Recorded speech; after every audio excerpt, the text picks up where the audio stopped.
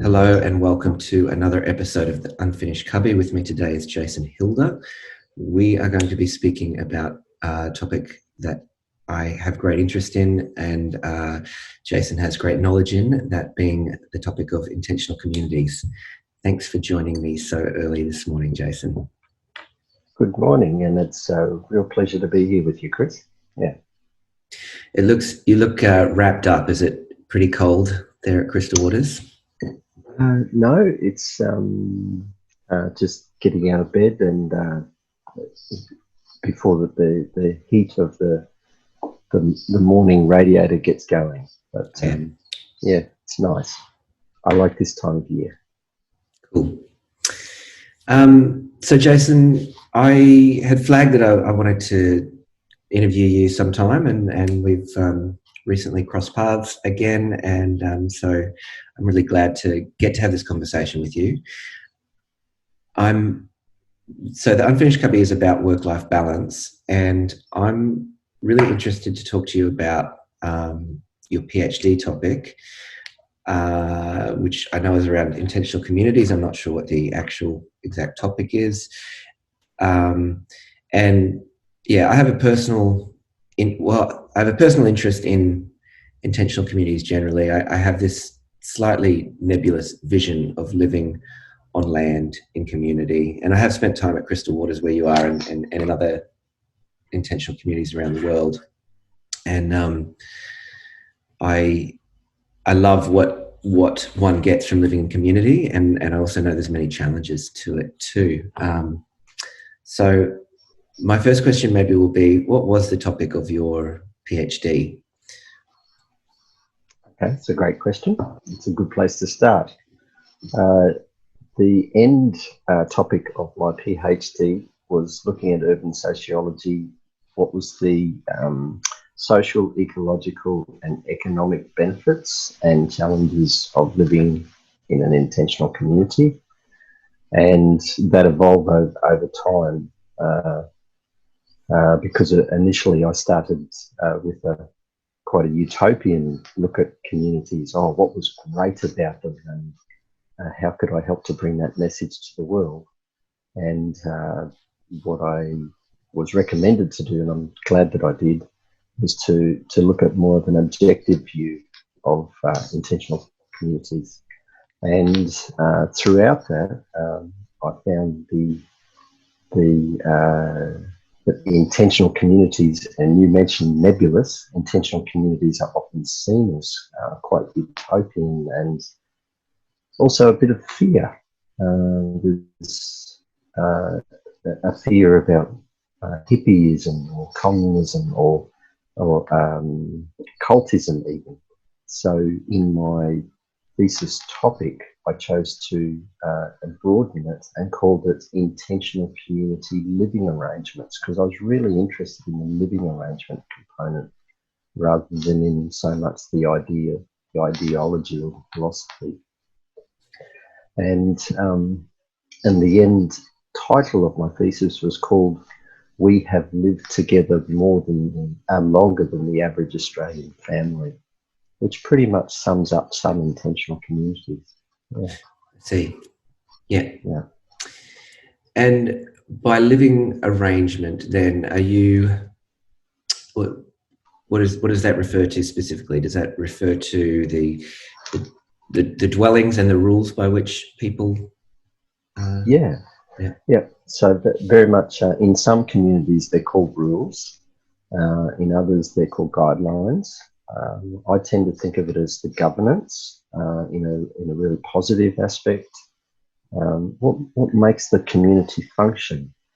And what I discovered is that there's the social characteristics, the social governance, and how people choose to spend their time together and also choose to spend time alone is what makes communities work well. And having really good agreements about that in a living arrangement, I believe or what I discovered, and also what I believe personally is vital to the community functioning over both the short term and the long term.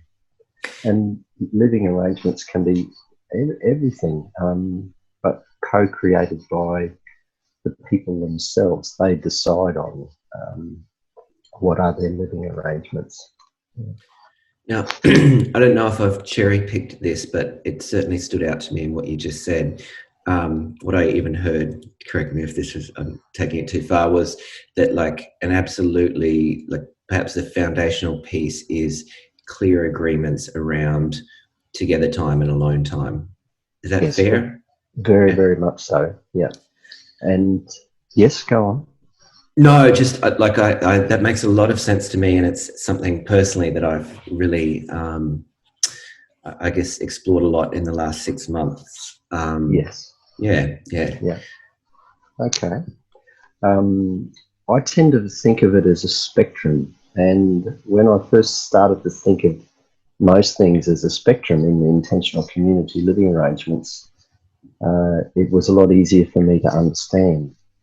So one person might be at one end of the spectrum where that they really want to have a lot of alone time, and therefore will design their home and how much they interact with others around that.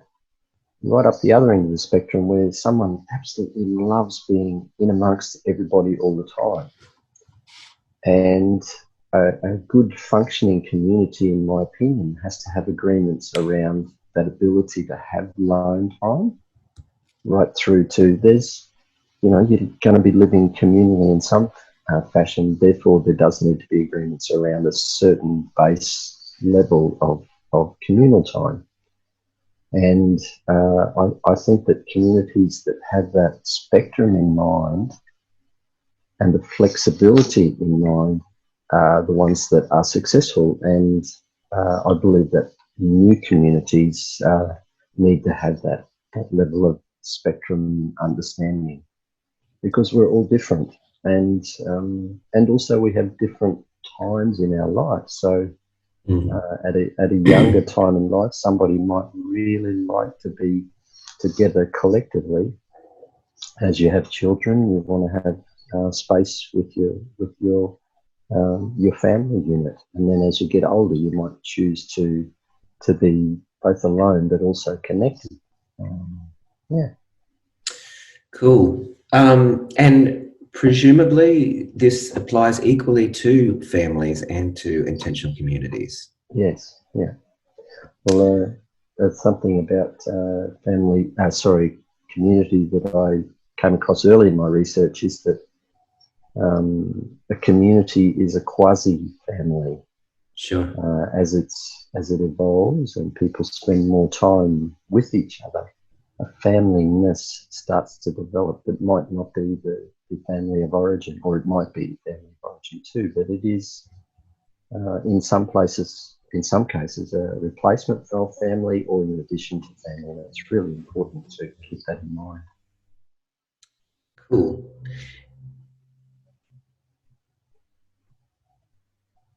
I guess I'd maybe like to go into that a little bit more, because I think it's really, really valuable, and to kind of get a bit more information and make it practical.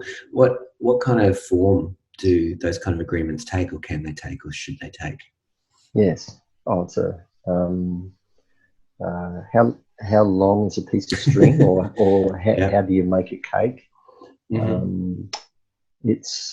I believe it really starts with the why are people coming together.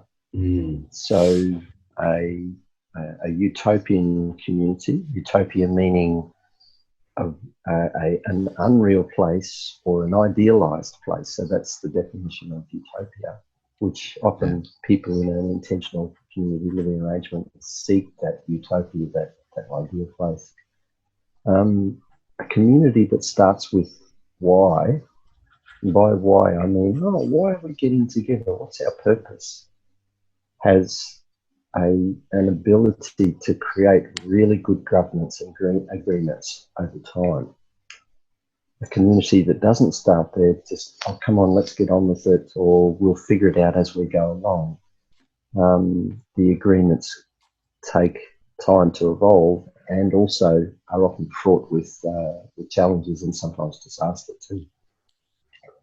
So what forms it could take, if we look at some practical design, because this is important too, the design of the actual community, and by design I mean the physical structures, the buildings, the homes, the what are people doing collectively. There's a spectrum in there as well. So the physical design of a place, being co-housing, is one model. That's an architectural model, and that often has self-contained dwellings that are clustered centrally around communal facilities, like a community kitchen, a community dining room or media room or workshop or kids space or whatever it is. The co-housing has a strong mix of having that self-contained dwelling so that people can retreat, I suppose, to their own home and do everything they need to, and then come out from there to interact communally. Now, in that particular model, governance would be around, well, how many times per week will we have a shared meal? It might be two. Co-housing is often 2 or 3 times a week a shared meal, and shared meal meaning the whole community is invited. And agreements around, well, who will cook and how often per month will you cook? So that's a practical example of governance agreements. And then there's, okay, well, how do we run the place? Because a key component of living communally is you're going to share something, and that might be the communal spaces or community cars or something like that. So there's a whole level of agreements around, okay, how do we manage our shared facilities and resources? Who will do it? How much will it cost? And things like that. And there's something I'd like to add in here. Good agreements create good company or good interactions. And here in Australia, one thing I found in my research, so I visited communities in Australia as well as European communities, and a finding that I came across was that Australians were used to our single nuclear family in a separate block or a separate unit or a separate apartment, and not really doing that much interactively with community, except when we choose to. And therefore, we're not so good, in my opinion, we're not so good, and I'm generalising about Australians here, but it is what my findings show. We're not so good about the agreements of how we interact with our neighbour. By comparison, Europeans were, because they're used to being together a lot more. So I asked the question, why? And what I found is that the European communities had a commitment to learning to communicate and learning to collaboratively make agreements. And I think that this is a really important thing for Australian communities, that, okay, well, one of our agreements is once a year we go on a retreat and we're going to learn about communication, or we're going to learn about conflict resolution or non-violent communication, things like that. And that level of commitment to do that, I think, helps to make successful agreements and therefore successful community. I, for one, choose to live in a way that I'm continually learning how can I communicate better, how can I interact better with the community around me. And I think that if that is embedded in a community's foundation, then they're more likely to be successful over the long term. Cool. That's a really interesting finding. And first of all, you are a wonderful communicator. That's something that I enjoy about you very much. It's always... Thank you. I appreciate your acknowledgement. Yeah. And Yeah, I I think I agree with you in a kind of general sense. I mean, I certainly don't disagree, but you know, of the knowledge I have, just a feeling I have in a lot of European countries, there's a much more a sense of everybody being on the same team, I guess, and working together than you get in Australia. That might not be the best choice of words for that, but I'm curious. What do you have any reflections on why that would be? Why Australians are not so good at the? I do. There's two things. So I haven't delved into this in great detail, but the research did show me the psyche of the European mindset is that there's a lot of people living in a small place. Sure. And for generations and generations and generations. So that brings up conflict. We'd see conflict in Europe. It's just like everywhere else in the world. However, there's a sense of people being closer and more populated and more population density, and therefore needing to have some level of tolerance. And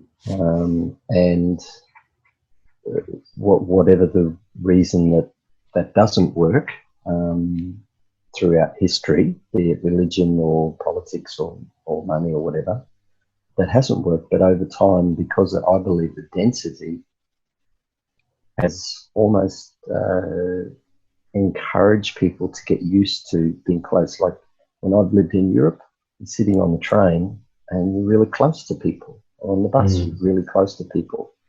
Whereas in Australia, you catch a bus or a train, things are spread out. Now so space is one thing, and at the beginning of the nation of Australia, after invasion, when Governor Arthur Phillip was making a statement to the new nation about, we weren't a nation at that time, a single nation, was making a statement about in his address to people, was making a statement that each person, each man actually could, because that's what it was, the men were the landholders, each man could have his own, be the lord of his own land. And that, interestingly, the size and the dimensions that he talked about in his opening speech were the precursor to the suburban block, 600 square metre block or a quarter acre block. Wow. And so that became embedded in planning law, in trade law, all sorts of things, right from the beginning of Australia. And Australia was, in the 1890s, the most suburbanised nation in the world. So we had a sense of having our own space, our own great Australian dream block, a house on a separate block, right from the early beginnings. Interesting. And that has, I believe, enabled a sense of wanting to separate and have high fences, and this is my block, and I don't need so much to deal with the neighbour. I'm space enough away from them. They're my two theories, and I haven't delved deeply into them, but on an intuitive and also research level, I think that there's a great basis in that. Cool. Interesting. And Kris, I'd like to add to that, intentional community living arrangements counter that. So when you choose to live communally in a communal living arrangement, you're going to be closer. And there's a purpose to that. There's reasons people want to do that. But the end result is that you will end up being close together, and there will be a sense of sharing. Yeah. Interesting. And I feel like too, I have this kind of a view that I have of the world at the moment is shaped around my notion of like Twitter in particular. And Twitter to me is kind of it's Donald Trump, and it's kind of like conflicting just hatred where people are just venting their own random trauma and shouting at each other. And I feel like that is a property of our time, to the world being connected like that and able to communicate. And sort of, I think we had the luxury, humans, I don't know, call it the luxury, but the natural tendency is to believe that the ideas and the world that I've been brought up in, which is my family and few friends, that is how most people think, and that those shared ideas prevail. And then actually I think on a certain level we're much more diverse in our thinking around the world than most of us imagine. And that's kind of in everybody's faces now that we can all talk with each other all at once immediately. And tolerance seems to me to be the most important thing for our children to learn, and for we as human beings to learn, for a future where we're all connected.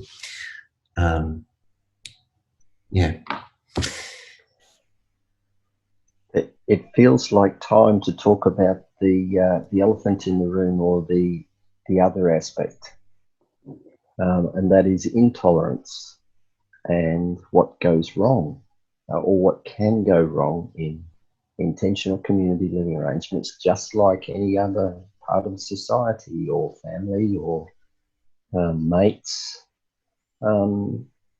Things go wrong. There's differences of opinion. And in my opinion, my belief, from what the research showed me, when there's differences of opinion and you have good agreements, good governance, and a good philosophy of why that you're living together, differences of opinion can be sorted out. People can come together because they got some tools to be able to come together and say, shit, we got shit on our liver. So-and-so's done something, or I've done something that doesn't work with others. Let's talk it out. And if we can't talk it out, let's get the help of other people to talk it out and come up with a resolution. That's in a really positive, healthy communal living arrangement. In a place where the agreements aren't in place, differences of opinion, which may start quite small, or they could be large, but they could start quite small, can lead to conflict. And conflict leads to tension and disintegration. And before, in a very short time, actually, it can lead to the community fracturing. It can lead to real differences of the philosophy, to the point where the community could separate. One community I visited, they had conflict, and they didn't have the tools, and they didn't have the agreements in place. How do we deal with it before this conflict? That led to fracturing the community, where people were walking past each other with a level of just not interacting, and community meals stopped, and the community was in danger of failing, to the point where they would have had to sell things off. And that's quite common. I've seen various statistics, but they range from 90% to 95% of failure rates of communal living arrangements, so intentional communities, is around 90 to 95% failure rates. Whoa. Now, wow. That's akin with small businesses. Yeah, right. Divorces aren't anywhere near as high as that, but that's significant.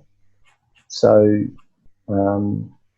it's really important to acknowledge that spectrum, that whilst an intentional community living arrangement is a great thing to aim towards, it can be a lot of commitment, or it is a lot of commitment, and without good agreements in place, it's got a very high chance, not just possible, but probable, that it will fail.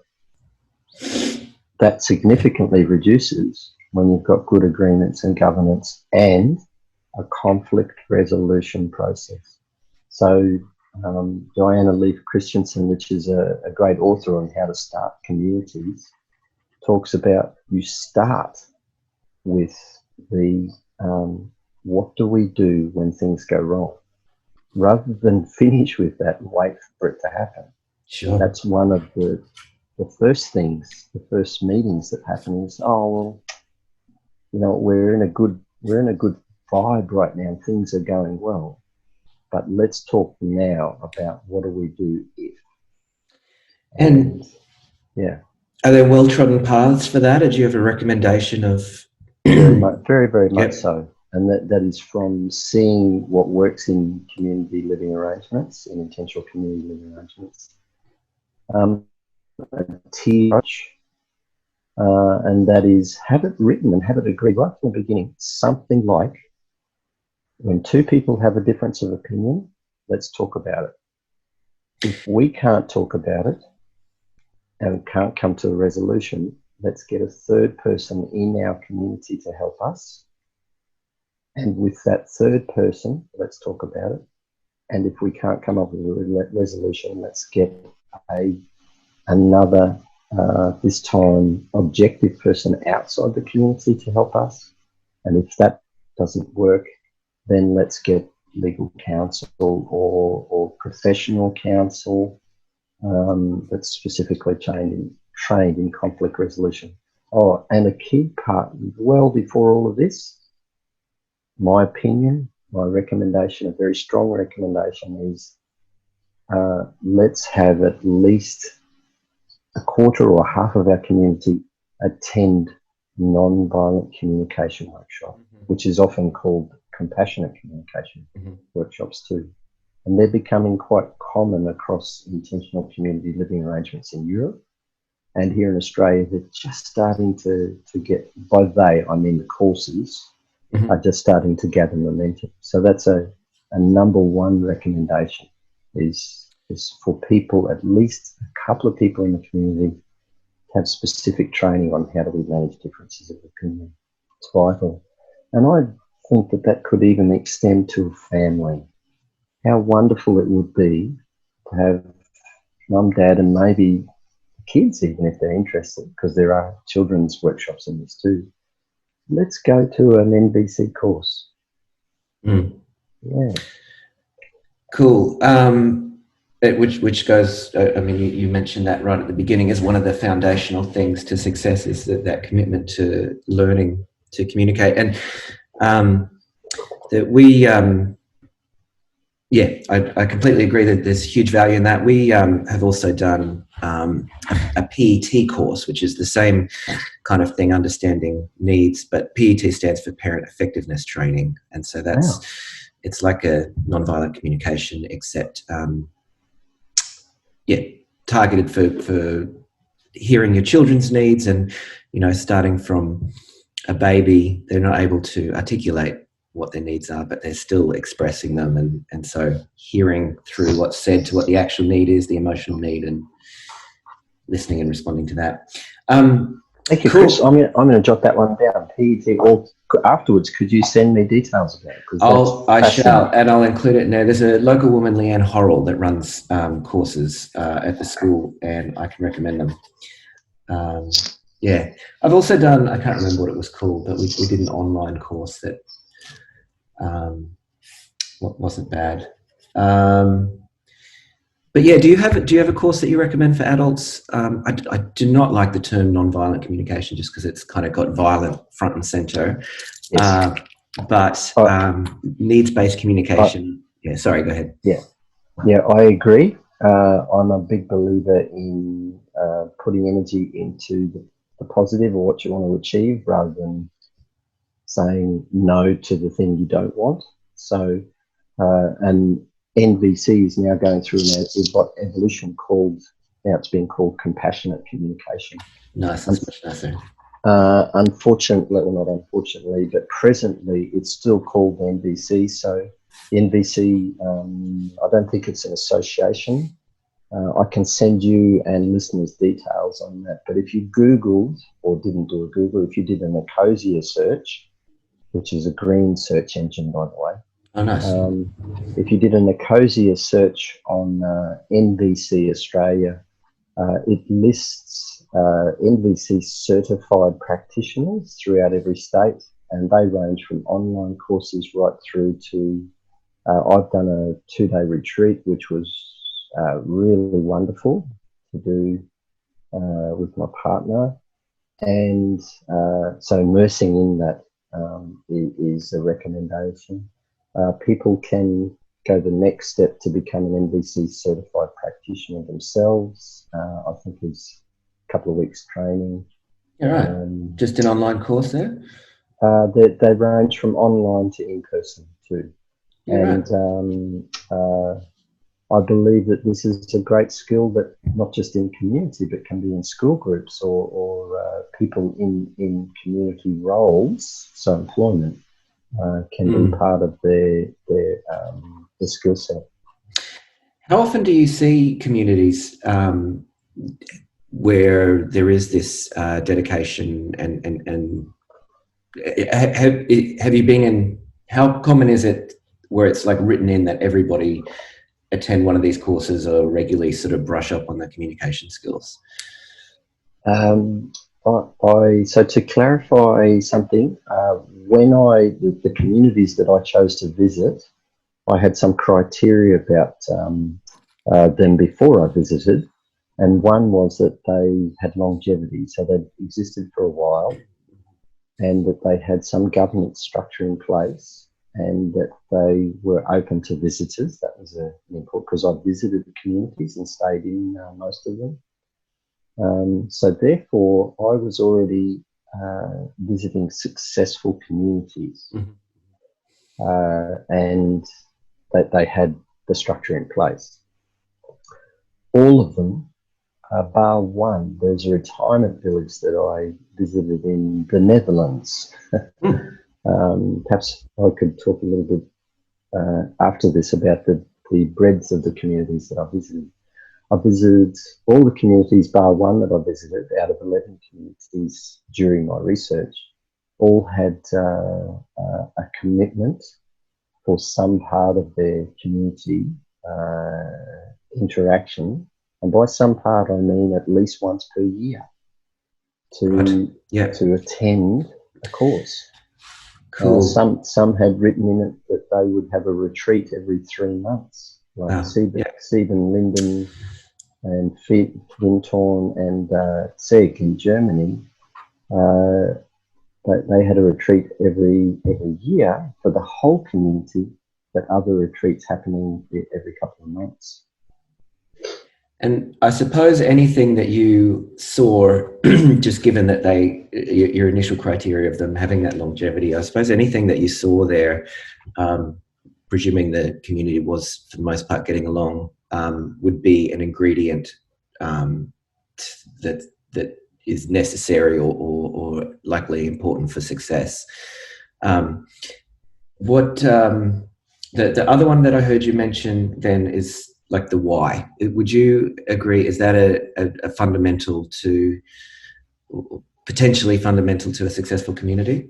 Yes, very much so, Kris.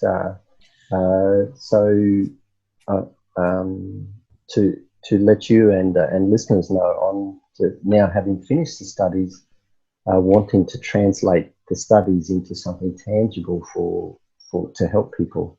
So developing an online course and an in-person 2-day retreat and a 7-day retreat. Sweet. To look at, okay, you're a group of people and you want to form a community. How do you go about doing that?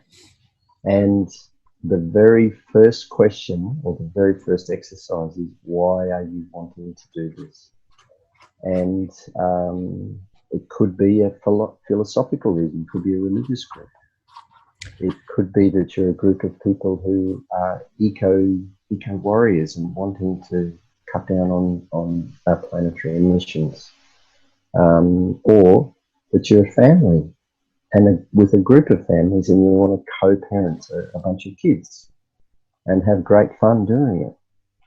Whatever that why is, when it's written, when it's talked about, when it's dreamed about collectively and visioned collectively, you have a very, very high chance of success because it'll help you to get through the tough times. Yeah. It'll empower you to go through the good times, but through the tough times, you've got, oh, wow, things aren't going well.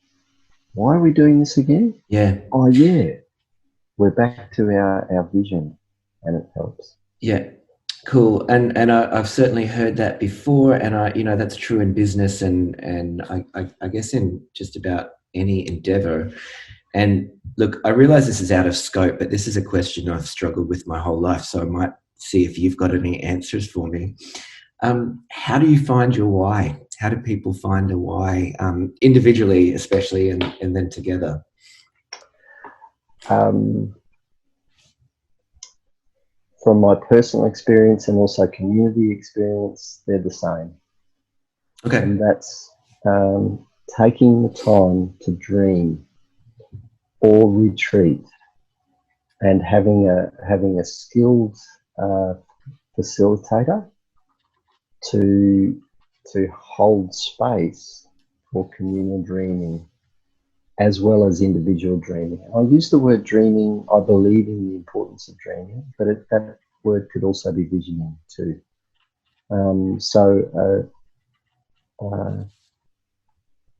How this came to me, I was asking questions myself before the birth of our daughter, and was looking at life.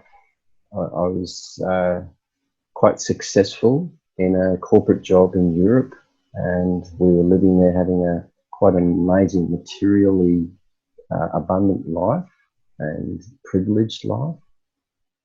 And what I saw was, the more I read, a disconnect between that and what was going on the planet, what was going on in society. And I was really asking questions. What do I want for children that come after me? And a friend said to me, have you ever heard of Fintorn, which is Fintorn Foundation in Scotland? And I went there and I did a course called Experience Week, so living in community for a week, and it opened my eyes. And so much so that I wanted to go again, and I did Life Purpose 1, and some months later I went back and did Life Purpose 2. And in that process had a period of retreat from family, from work, from all sorts, really engaging with what's my why. And I'm living my why right now, and I've just been living it through doing a PhD of community living. How do I understand and how do I share about community living? That's my why, or part of my why. I would recommend 2 stages. One is finding out the individual why, and then when people know their individual whys, come together and say, okay, let's hear everybody's individual why. What's your philosophy? What's the community look like? Why do you want to do this? And then from that, gather and harvest the communal why, because that is what individual with the communal connection. And as I mentioned before, that's a facilitated process. So if somebody in your group's skilled at doing that, great. If you don't have that, spend time, commit to spending time to either online or going to see, go to a course to do something like that, or find whatever way it is. What's that called? Facilitation of visioning? Is that a? Can you just go and find someone who does that? Is that? Well, I'm planning to offer it. All right, excellent. Because I have been both trained and gaining experience at facilitation, and so far the feedback I've had in volunteer groups is that it really helps to gel that for people. There's also dragon dreaming, which is a guy, I'm hearing a lot of great things about the dragon dreaming. It's based upon Indigenous belief systems. I haven't done a lot of research, and I probably need to, because it's good to understand who else is doing work in this space. Cool. No, look, thank you. That's something that I have always struggled with my whole life, and having children sort of makes it easier. That sort of just creates priorities, and but there's always for me, sorry, you're quite a tangent from the community thing, but it's sort of the prescribed path of, having a 9-to-5 job and just kind of living there and not thinking too deeply or trying to come up with your own path too much is so much easier, and it kind of feels so much safer too. You sort of said that in another talk. There's not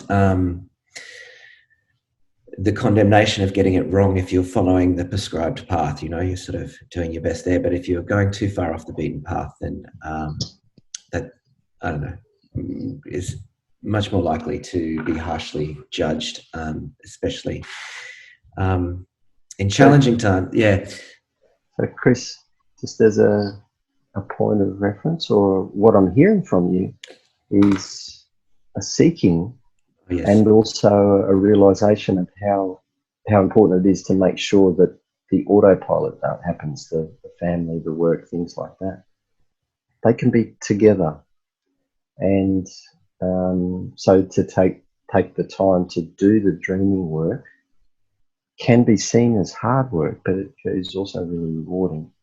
And I believe, and it doesn't have to be yours or anyone else's, I believe we are in a time on the planet when this is necessary to do this dreaming work, because the way that we have done it for since the Industrial Revolution in the West is that the autopilot is starting not to work. It's not a criticism on anyone or anything, but the wheels are falling off the machine. And therefore we need to come up with other ways, because our planet is challenged by meeting our needs, and we're polluting too much, and also our population. Whether we want to or not, we're going to live closer to each other, because the world's becoming more urbanized. The world's population, I should say. Therefore, a skill set that is now in the 21st century needed is how to get on with each other. And people who don't have that, or don't put some time into developing that, are being part of the problem. Part of the solution is finding ways to get on with each other and use our resources more effectively, teach our kids to get on with each other. And it also feels good. Yes. It can be hard work, but it feels good to do the work, to go through the challenges and come up with great solutions. I definitely, I think, like, my advice to anyone who's wanting to change their lives is to get some space in it, first of all, to figure out if you can work part-time, or whatever it takes to just have a bit of breathing room, because when that's not there, you do need to be on that autopilot to get through each day. There's just not time to, and so that's something I've learned a long time ago, and I do like my life very much, and attribute a lot of it to having created that space and then letting me craft it. But then really, I don't know, the notion of a bigger purpose, it's tempered. Anyway, it's somewhere that I really would like to go. And to be clear, and I'm sure that we can't do it now, but you are saying that is something that you are looking, like, that's something that you're offering now, is yes, like facilitation of someone finding their own personal vision as well. Is that correct? More community focused. More community focused. Yeah. I don't aspire to being the finding the individual. Yeah. For me, it's the individual within the collective. There's many people who, and many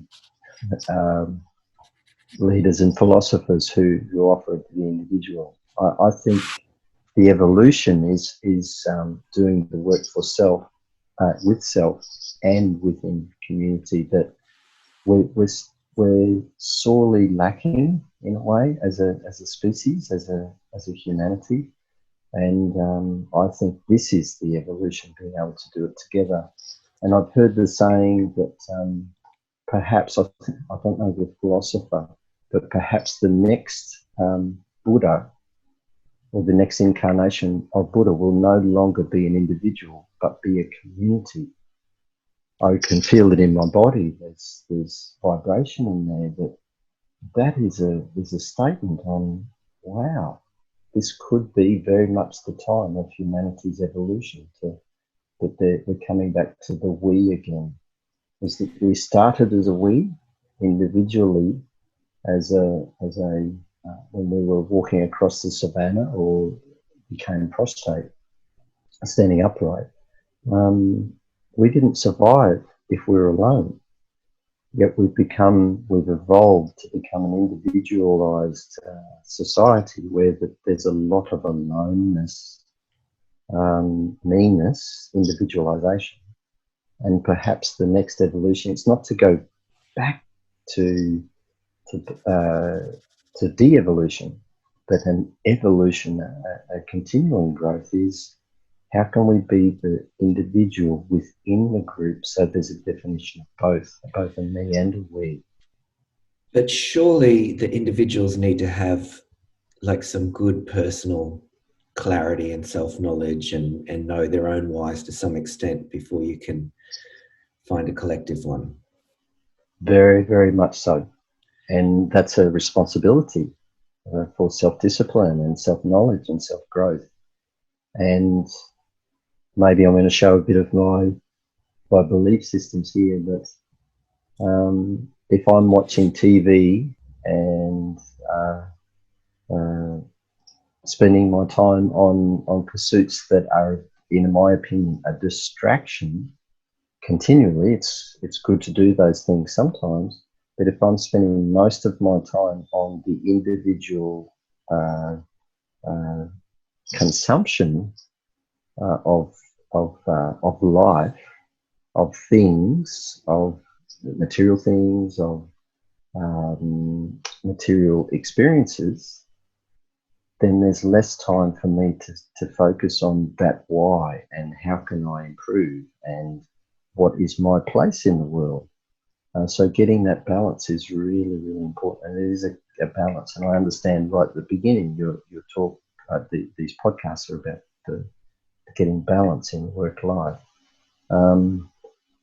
I believe it's really important for less is more, and smaller, more practice that I partake in is, rather than having big retreats, which I like to do, but having smaller retreats in the day of just going back to reflect in a moment, oh, there's stuff happening and I'm not dealing with it very well, to just have a moment or two of quiet time to reflect, okay, back to why am I doing this? What's happening here, as much as I can. And often not often, sometimes it doesn't work, and some days it doesn't work. But that importance to have smaller reflections, to keep coming back to why am I doing this, really helps me.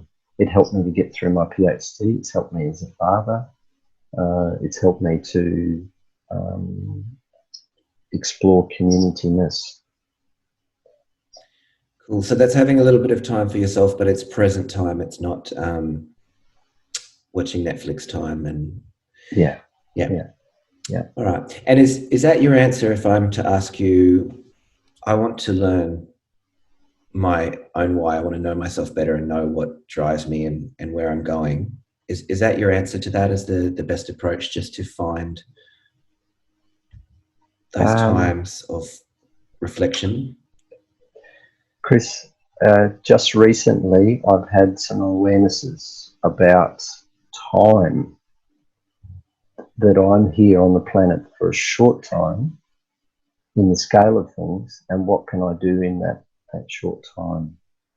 And that gave me some urgency to, okay, what's really important here?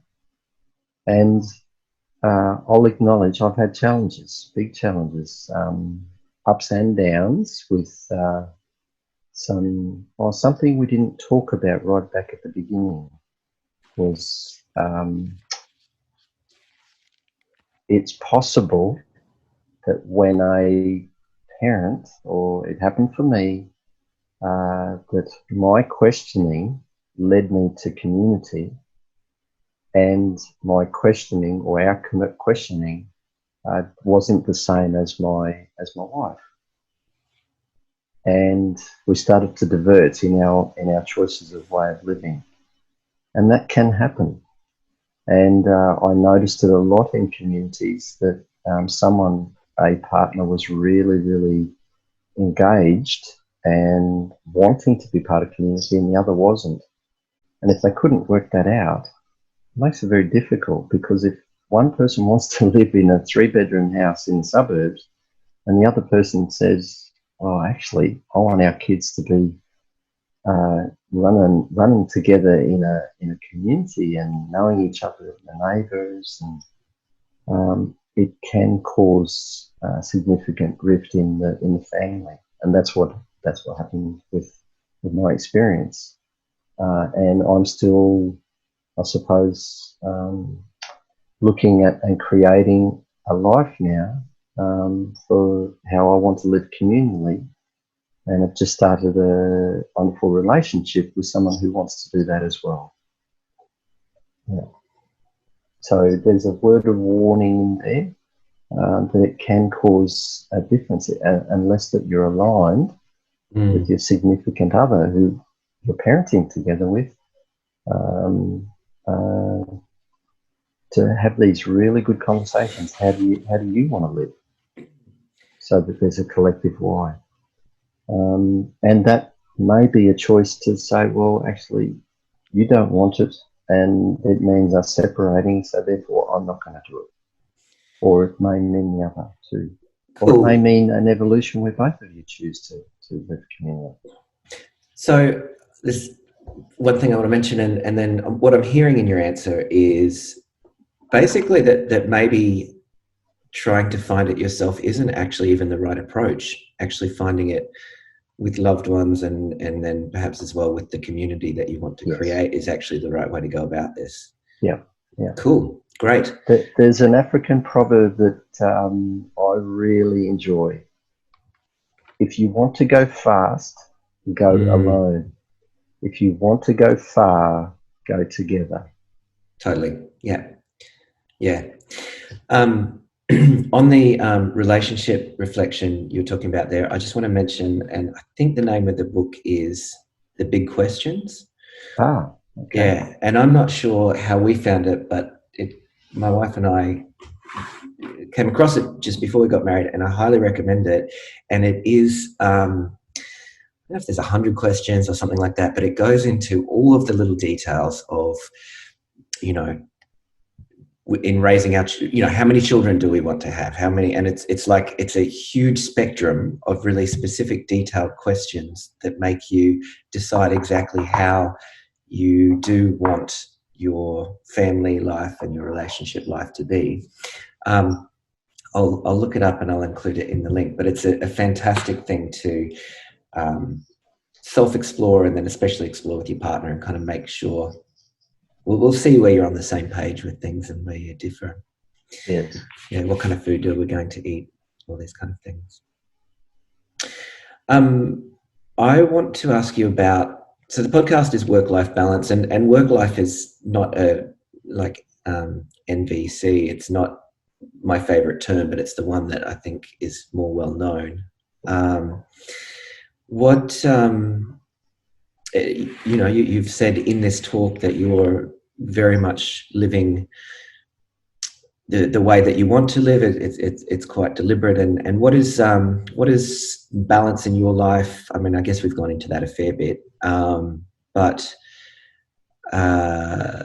yeah, what's the shape of your life at the moment, and does it differ from the ideal, or are you right where you want to be? Kris, to clarify, I am returning to Crystal Waters. I am. Yes. And I've had time of, after the PhD, of reflecting and falling apart and then picking my socks up a bit of what happens after PhD, because a PhD is quite an intense period of singular focus on a topic to get it done with supported income. And now I'm at the place of, okay, how can this best serve people? How can I be of service? And that's led me away from the community, and I'm realising I function and want to function better in a communal living arrangement. Getting work-life balance is really, really important. There's something to mention from the research, and that is the differences of an eco-village, a rural, remote eco-village, which is like Crystal Waters, or in Europe, the ones I visited, Sieben, Linden, Zeg, Findhorn. There's Tamera in Portugal. There's Oroville in southern India.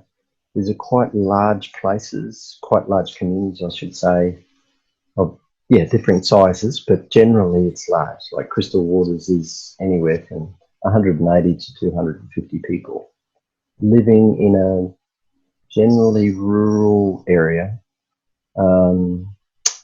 and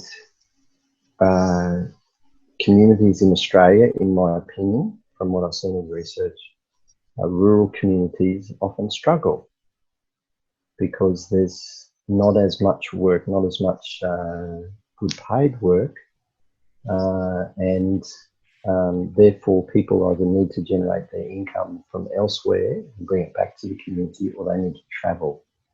And this is statistically all over the world in eco-villages as well.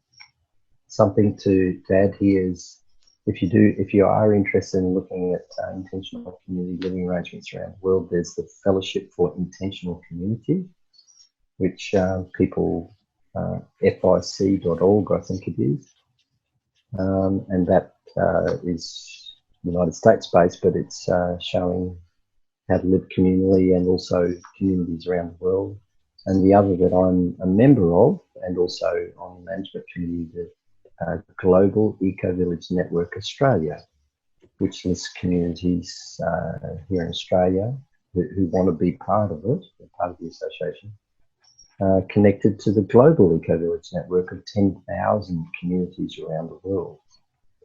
So ecovillages tend to be rural, they tend to be larger, and they tend to have, in my opinion, challenges of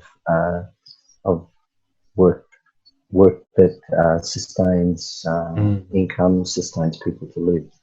And Australia, we live in the second least affordable nation in the world, housing-wise. And we've got a big housing challenge, a housing crisis.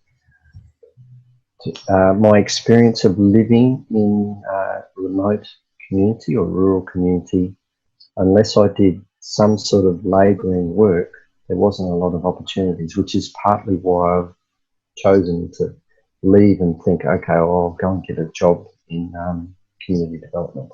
But it means I'm closer to the urban society. So that's eco-villages. Co-housing, by contrast, is usually in urban or suburban areas. We don't have many here in Australia, where there is co-housing becoming more commonplace in the urban space. Co-housing is usually 12 to 25 dwellings that are purposefully architecturally designed to be in an urban footprint. And that means that people can go to work, can go to school and do all the things that they normally would. But they come home and they're in a communal living arrangement. And to me, that's a utopia. I personally don't function as well in an urban setting because of the busyness, and I really seek nature, and nature sustains, and we're part of nature. So I'm choosing to live in a more rural area.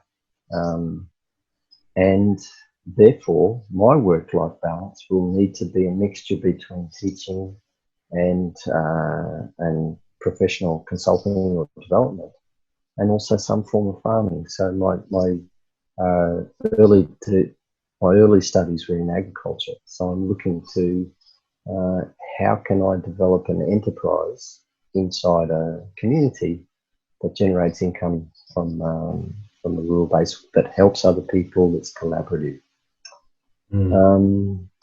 What I've seen in rural communities that I visited throughout Europe is that a lot of people worked in the community physically quite a bit. Stephen Linden, I think it was 4 hours per day, 5 days a week, because they produced 40% of their food. Right.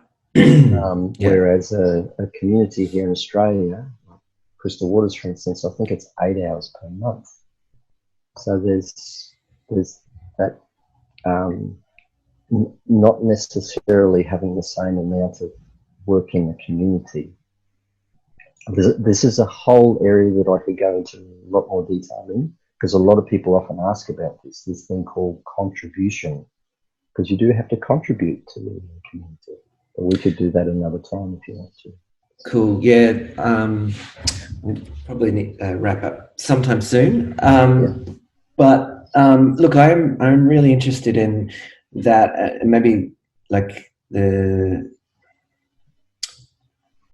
a challenge of modern life is having money to pay your rent, and I guess potentially in community that might be less, and therefore you might be able to work less. But it's I personally find, and I don't think this is uncommon, just work takes up such earning income for the rest of life just takes up such a significant portion of life, and I'm always trying to.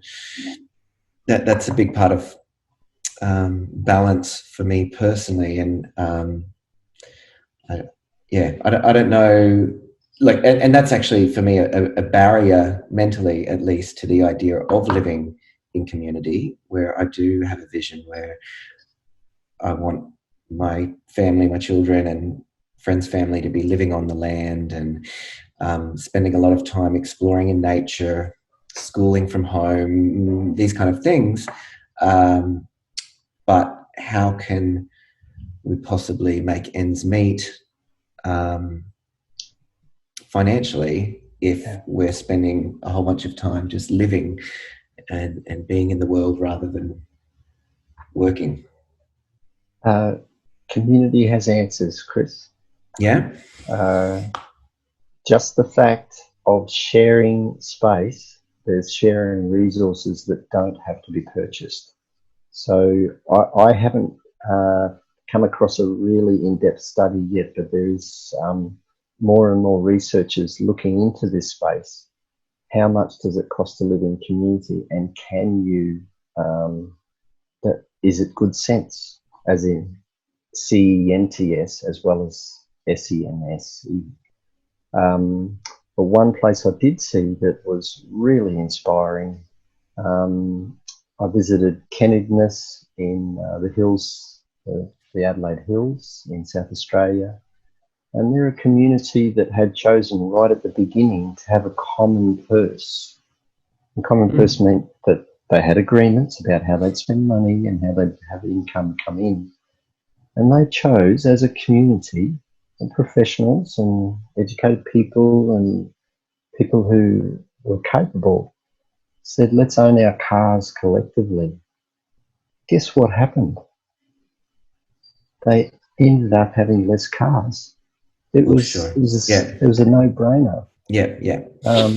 And a car, $10,000 to $15,000 per year per family. If you halve that, how many hours don't you have to work? And then if you add into that a laundry, so a washing machine, a media room, so instead of having to buy the latest TV or whatever, that you share a TV that you only use once a week or something, it starts to become good sense to share. As long as you've got good agreements. And what I notice is also that self-contained dwellings, they end up being smaller. Mm. And the larger spaces, like the gardens or the community kitchen or things like that, tend to be where the communal ownership happens. They can be the larger investment, but the individual investment can be smaller because you're living in a smaller place, and you're choosing to live in a smaller space and share other things. Mm-hmm. So I personally, moving back to Crystal Waters, my car, I actually purchased it for the purpose of car sharing. I'd like to own a ute and a car and a people carrier with about 3 or 4 other families, so that we're sharing the whole cost of all of those, and we're getting multiple uses. To me, it sounds sensible to do. And again, in a time on the planet, we need to be doing more of this. It's really important to be reducing our costs. So in doing that, if you're not spending as much, then you're not needing to earn as much. Mm. Right, cool. I like that. And there's in a kind of a sharing economy, there's a lot of trust in other people, but I suppose that again comes back to the why and to a deliberate commitment to skilled, compassionate communication. Yeah. Cool. All right. Look, thank you very much. Like, this has personally been really valuable for me, and I think I kind of feel like that's not a bad place to wrap it up. Yes. Yeah. Is there anything that you'd like to add before we do?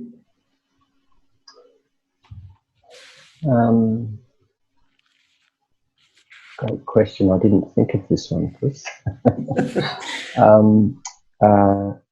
You don't have to. There's a point that I often reflect on, and I touched upon it before about time. If not now, then when? If not who? Then if not you, then who?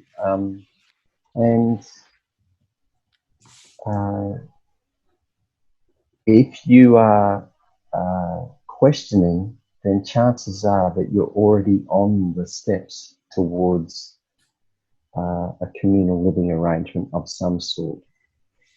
And it doesn't have to be the fully integrated intentional community of an eco-village or co-housing.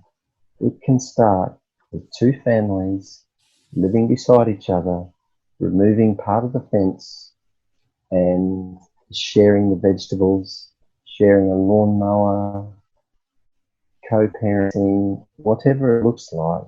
It can start with there, and it often does start there.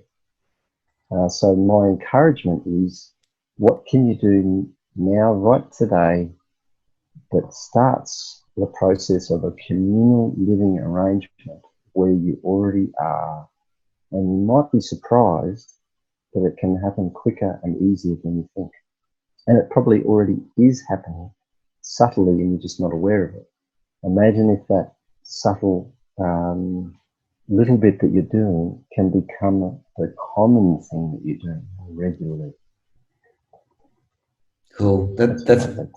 That's wonderful words to finish on. And it's true, as you say that, I think about how friends' children feel very at home in our home, and we're on the holidays now, they'll just come and sleep there, and vice versa. Our children, we know, there's a blending of family and a blurring of family boundaries, which I am really grateful as a part of our children's lives. And cool. Jason, thank you so much for this conversation. It was really, really rewarding and wonderful. And I look forward to talking to you further separately, and perhaps I'll drag you back on here again in the future if I can. Okay.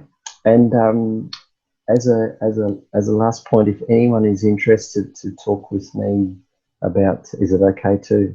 Oh, definitely. Yeah. Yeah. If anyone is interested to see the work that I have been involved in, and also the things that are coming up, jasonhilder.com is the website that I've just started. Really excited about that, and that's got contact details on there. And over time, it will show courses and things like that that are available. And I'm really interested to help people who want to take that transitionary steps into how do I make this happen, because that's part of what I'm here to do. Why I went to go through the journey of bringing knowledge to other people is what I'm to do. Cool. Thank you very much. I'm going to finish it there.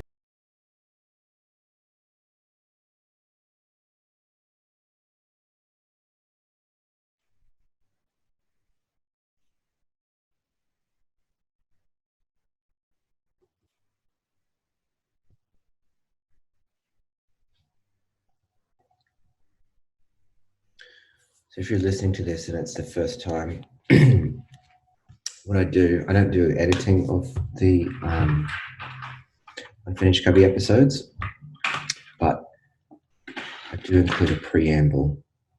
So this is happening before the conversation. Jason's just joining me now. And then I'll put this at the end just for you to listen to a little bit extra. Jason, good morning. Good morning, Mr. Randall. How are you? Pretty good. I'm a lot better than I was this time 24 hours ago. So thank you for postponing. Yep. Hang on. I'm just going to turn off the light so maybe I can put it in the background. This is about the best light capability I can do. Is that okay?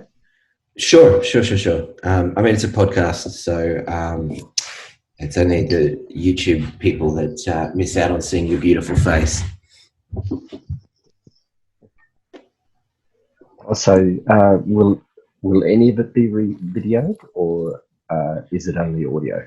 No, I normally do upload it to YouTube as well. Yeah. Is that all right? Okay. Yeah, it is. I'm just thinking if I can do something else with light.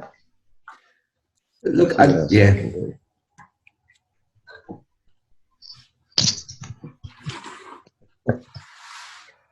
I think it's fine too. I think we can go with that. Yeah. Okay. So good morning. And all right, I'll do. So I'll do a little intro bit. I always say I'm really going to work on that. But